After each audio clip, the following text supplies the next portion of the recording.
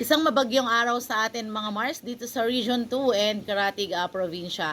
This is Sarah, your appointment setter for today's video. Napa-quick video ako mga Mars dahil sa tanong ng isang Facebook user natin, no? Ang tanong niya ate, gumagawa po ba kayo ng national ID? National ID ang tanong niya, to be specific.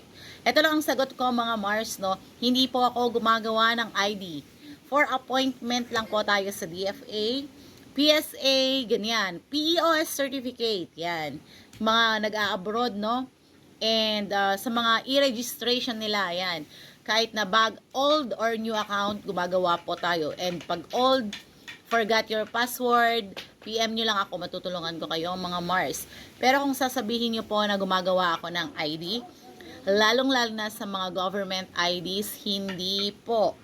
At ang mga gumagawa po ng government ID outside sa mga offices nila, yung mga government offices, I don't think na legit yung mga yan. So, be careful and be vigilant mga Mars. I hope na sana masagot ko yung tanong ninyo and makatulong ito para hindi po kayo magpagawa basta-basta sa kung sino-sino lang ng mga government IDs ninyo. Okay?